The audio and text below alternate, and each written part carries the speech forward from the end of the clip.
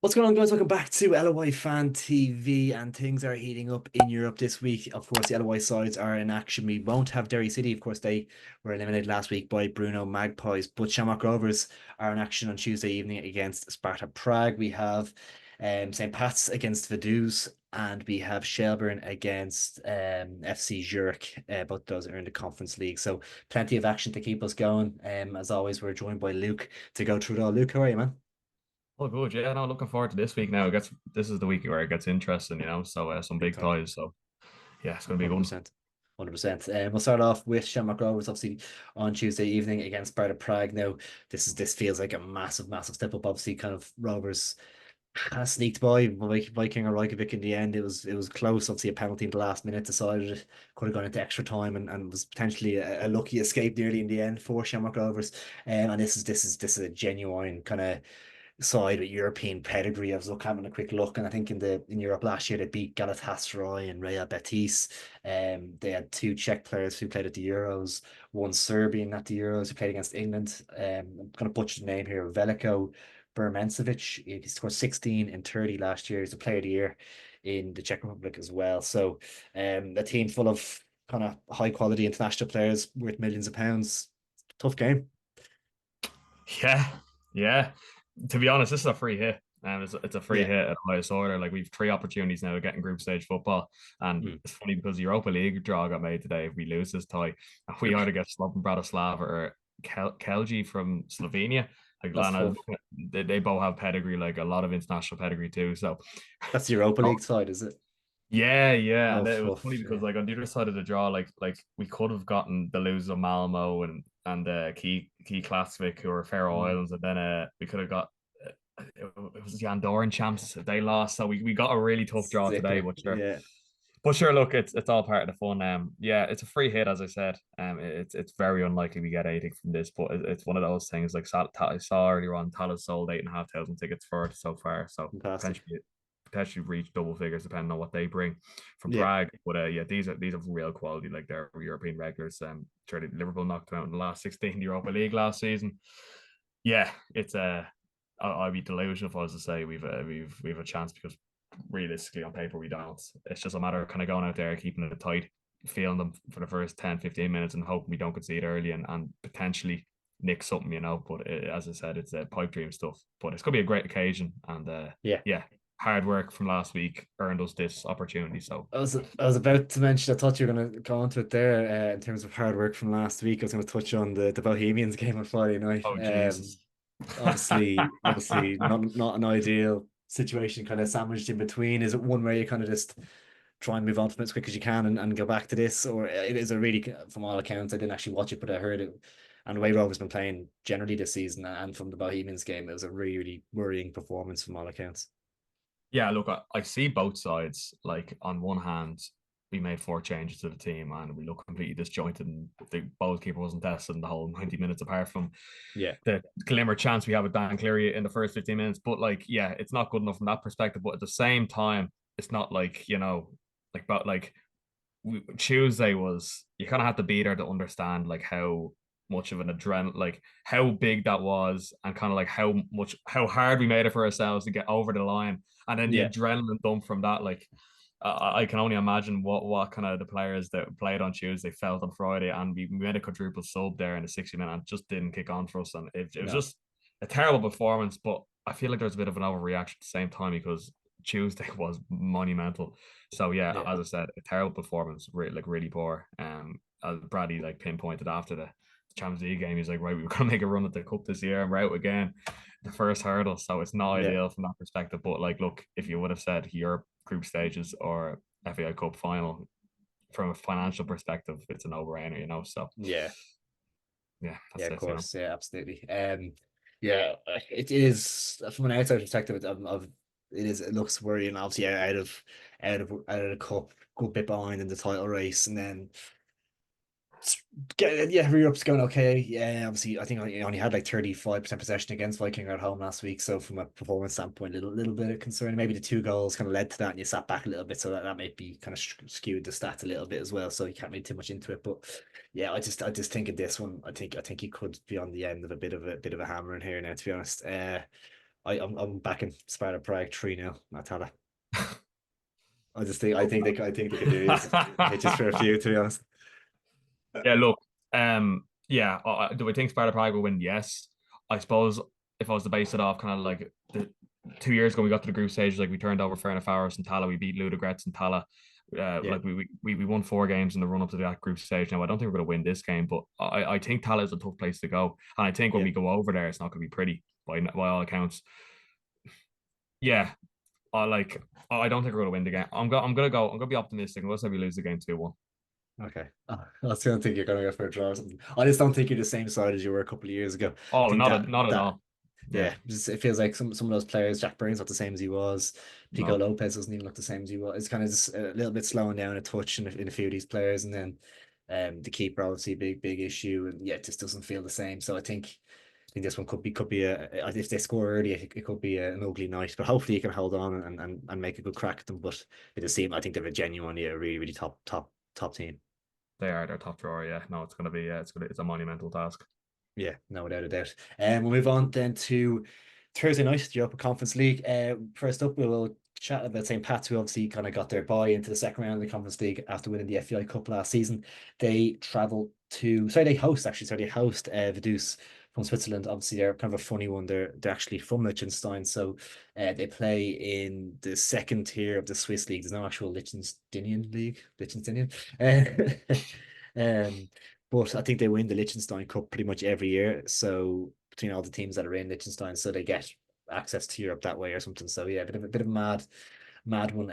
They're one of the better sides in the Swiss second division. So like they're not a terrible team by any stretch, but obviously it's not a bad draw from a Pat's perspective. But this is a St. Pat's team that are incredibly out of form at the moment and look like an absolute mess.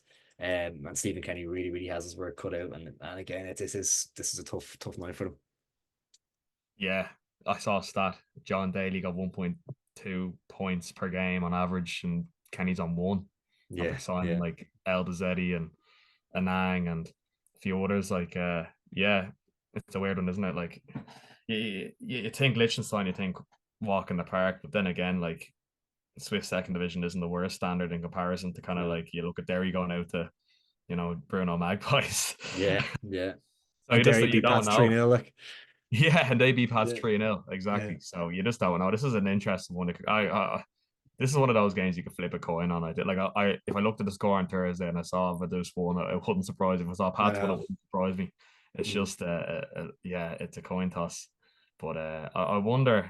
I just wonder where Pats are at. To be honest, it's such a weird one, isn't it? Like yeah, it's like they're in preseason mode and it's July. You know what I yeah. mean? Like, it's like they're just No. building towards next season. Like it's weird. Yeah, it feels odd. It's an odd atmosphere around them at the moment, I think, and it just feels like I think yeah, Kenny has his work cut out. I think there's a lot of players there he needs to probably shift on a bit. I think a lot of them look, whether it's the environment, whether it's something, just don't look. Even last season they were a little bit better than they are now, and I don't think Rory Keaton's really kicked on at all there, and it just doesn't feel right. They don't score many goals. They're kind of leaking goals. Redmond, like you thought them bringing in Turner and there's Redmond and all these, you think to be really up there challenging this season. It just hasn't been the case. Um, Obviously in Kenny's defense, maybe all the signings have been relatively recently, so it's going to take time to bed in. And I think he probably wants to have a proper clear out at the end of the season, which probably happen. Look, it's not going to be Stephen Kenny's job isn't on the line. He has 5.5 year deal or whatever it is, so he's not going to. There could be able to afford to pay him out of that. Not that he should be, but yeah, I think he's a big job in his hands there, and I think this season's going to be a real struggle out of the cup. Not a million miles away from the playoff spot down the bottom, to be honest. And I don't fancy them here. I think this one could be like a 0-0, to be honest, at Richmond Park. It's like a disappointing night, but to just be so nervous to try and keep a clean sheet, and I don't fancy them going forward too much. Maybe a piece of magic they have a Mulroney free kick or something like they scored against us, but I just don't see it in them. I'm going for a 0-0. Yeah, I'm gonna go 1-1. I just don't see a world in which Pats win. To be honest, I just think they're stinking the joint out with their form. Like it's really bad. I saw Tim Clancy came out today and Yeah, indirectly threw a few jabs in the direction of St. Pat's about fair like play if to you them. look at the wages of players on 2-3 grand a week and some clubs aren't going to get Europe next season. How's that sustainable? And then yeah, obviously ex Pats manager saying that, so he knows Yeah, the ins and outs. But it's a absolutely. good question. Like like It there's a lot of is, players no, there for at sure. Pats on big money. Like if Forrester, you've like I saw some fans saying they want Mulroney gone and it's just I don't even know. Like as I said, I haven't watched enough Pats to comment on it. But every time I look at them, I look at their results, I'm like, what's going on? Like I it's know. bizarre. It's mental. Yeah, it is mental. Um, yeah, I think obviously you could probably direct that at Bows maybe as well. In terms of I think they've spent a few quid and they've a couple of players there on a good bit of money as well. So the two of them, the two Dublin clubs you'd imagine are the two he's referencing. And see, it's not wrong. It's not really a sustainable model to be paying players a couple of grand a week and plus that even for a lot of these Pats players and to be stuck in eighth position or whatever it is, it's nowhere near good enough. So yeah, it's gonna be interesting to see how Pat's season goes. And I think Kenny needs this after the FAI Cup game. He needs to try and progress through this round, but I don't think they have it in them really. It'd be interesting to see their first leg goes, but I'm not confident looking at them at all. No, for sure. It's yeah, they're a mixed bag.